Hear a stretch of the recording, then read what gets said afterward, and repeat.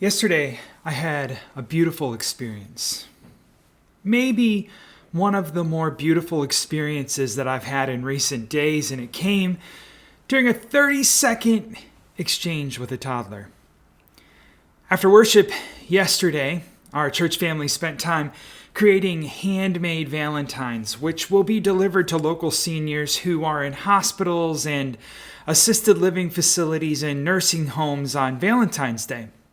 Now, this incredible opportunity for us is part of a partnership between local nonprofit organizations like ours and our local senator's office. His office collects all of the Valentines, then distributes them. Last year, his office distributed thousands of Valentines here in our county. Here at the church, we set up tables with everything that folks need in order to make these beautiful handmade Valentines. We have note cards, stickers, markers, crayons, colored pencils, rubber stamps, everything that they could possibly need. Then, after worship, everybody comes downstairs during our fellowship time. We invite folks to come and make as many Valentines as they would like to make. It's so incredible to see the creativity and the variety and the different cards. It's really, truly one of my most favorite events all year long. Now, that event in and of itself is an absolutely beautiful thing. That wasn't the beautiful moment that I experienced yesterday. It was after this event, as folks were heading home, I was mingling with folks, catching up on everybody's weeks, and one of you are young mothers. A young mother who actually recently gave birth to an incredible set of twin boys. She was packing up her family to head home. She also has a 2-year-old daughter and a 5-year-old daughter. She is one busy mama. As they were packing up, I stopped to check in with them, and I kneeled down and I asked the toddler if I might be able to have a hug before they left. And she smiled, and in her perfect toddler way, she said, of course. Then she noticed the sweater that I happened to be wearing yesterday. It happens to be one of my favorite sweaters. It's white and blue with alternating stripes. And that's when we had just this sweetest conversations. She said to me, "I like your stripes." I thanked her. And then she asked me, she goes, "Do they keep you nice and warm?" I assured her that they definitely did. And then she asked me, she says, Why your stripes so beautiful?" Now, truthfully, I wasn't sure exactly how I should respond to that question. I came up with something like, well, that's just how this sweater came from the store, but I'm glad you think that the stripes are so beautiful. And then she said to me, in only the way that a toddler could say to me, she said, "I'm so glad your stripes keep you warm and cozy." Friends, I can't do that moment justice. It was just this precious moment. It was the jump start that I needed to get me ready for this week and the things that are sure to lie ahead this week. It was just one little moment that made a huge difference in my life. And to think it was 30 seconds with a 2-year-old. Sometimes that is what's missing most from our lives. Little moments of beauty to remind us that there is good to be seen and experienced when everything around us seems to be so bleak. Maybe what you could use today is a little moment of beauty in your life. So won't you join me for just a few minutes today as we see what it is that God's Word has to offer us in the way of moments of beauty when we need them most. I'm Pastor Jeremy Heitkam. This is Monday Musings for Monday, February 2nd, 2026.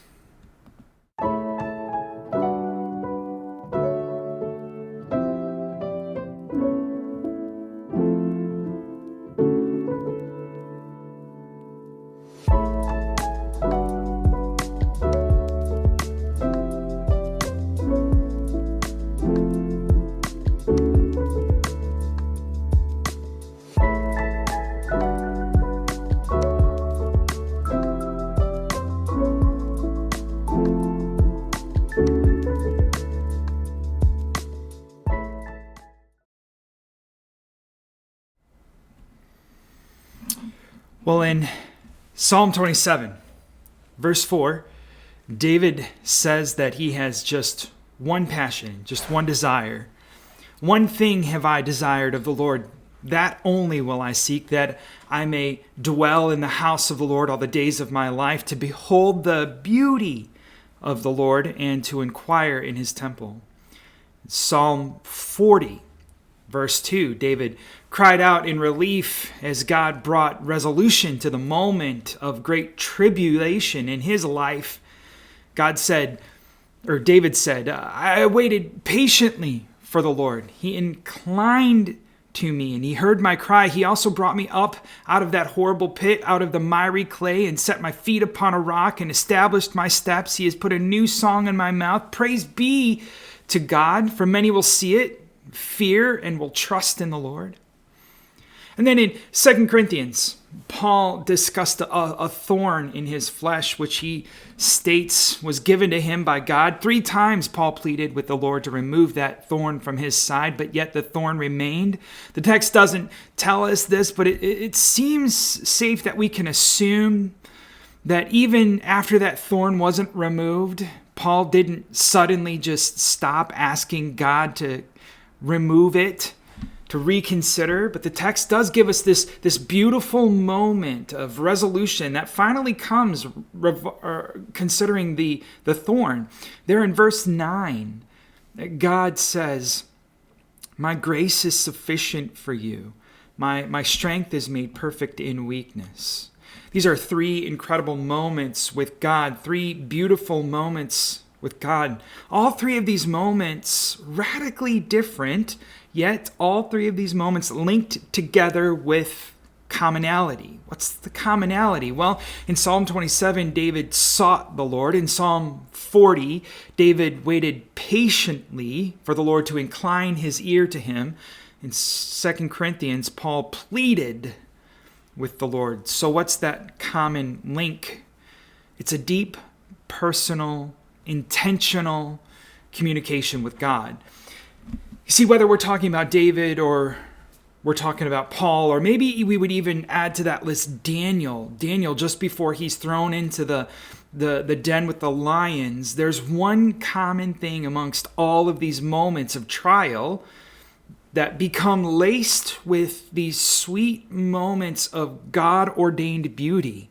And it's conversation with the Lord. It's prayer. Gloria Gaither, the wife of well-known gospel singer and fellow songwriter Bill Gaither, she wrote these words. I want to read to you. It says, if you comb through the Bible in search of the key to maintaining your relationship with God, you won't have to look long to find the answer: prayer. The Bible is full of people who sought the Lord daily in prayer. King David, Daniel, Peter, even Jesus. God himself took time to get away and seek the Father in prayer. These men all demonstrated the truth that no matter how strong, wise, or energetic, no one can truly come to know God without a consistent prayer life. There's no better way to find relief from anxiety, solutions to your problems, strength to resist temptation, and joy to fill your heart than getting before God. Gloria Gaither then also called to mind words from a wonderful, wonderful hymn of faith, Sweet Hour of Prayer. I want to read just a couple of verses of that for you. It says, sweet hour of prayer. Sweet hour of prayer that calls me from a world of care and bids me at my Father's throne make all my wants and wishes known. In seasons of distress and grief, my soul has often found relief and oft escaped the tempter's snare by thy return. Sweet hour of prayer.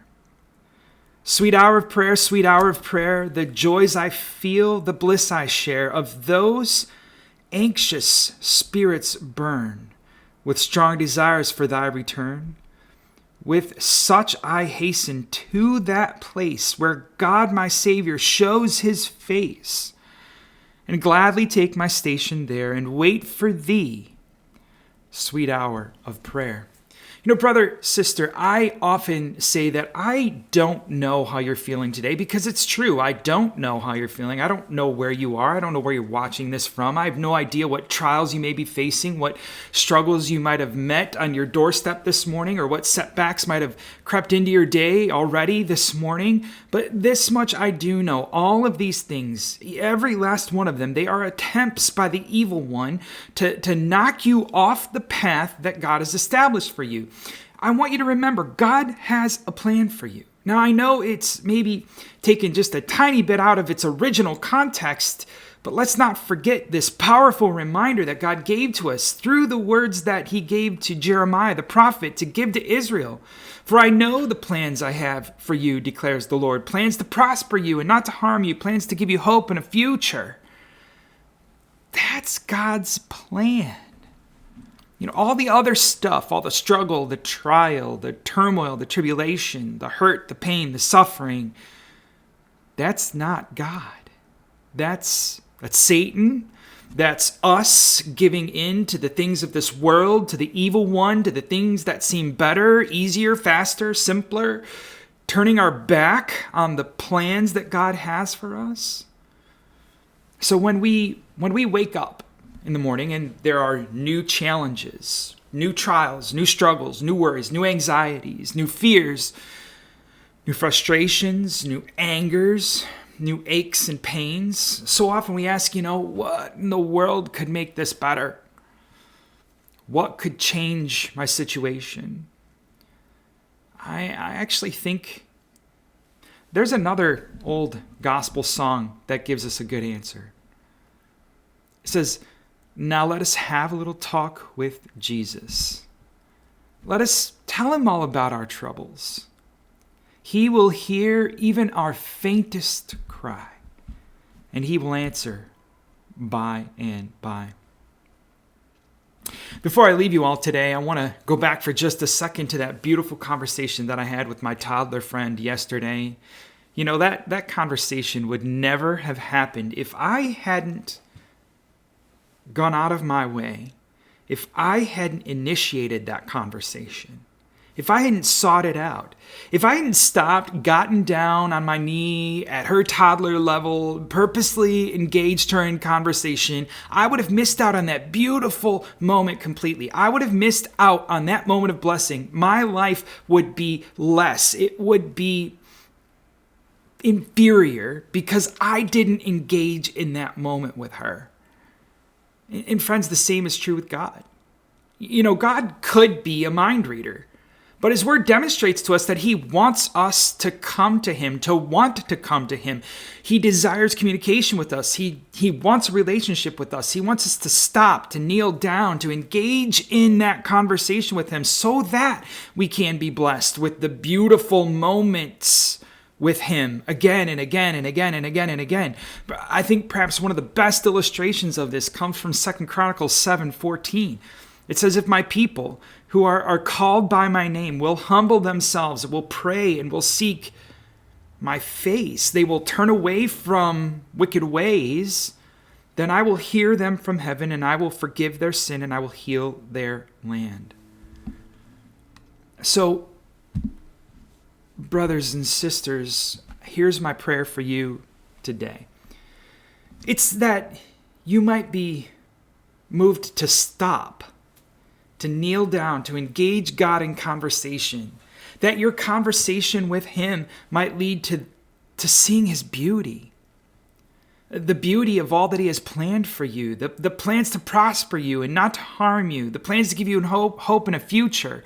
I pray for you a pure toddler-like moment with God, an innocent moment before the Lord where truth can be shared with you in an intimate and powerful way. And may that truth of God so impact your heart that you would be changed because of it. May you take the time today, tomorrow, perhaps every day, for just one sweet hour of prayer, to have just a little talk with Jesus to set things right. I want to thank you for taking time again to join me for Monday Musings this week, the weekly devotional presentation from Cornerstone Faith Community Church here in Bloomingdale, Illinois. If you haven't taken a second to click that subscribe link there, please do so. And if you haven't given us a like yet, we would surely appreciate you clicking the like button as well. Until next time, may the Lord bless you and keep you. May he keep you in the palm of his hand. We'll see you very, very soon.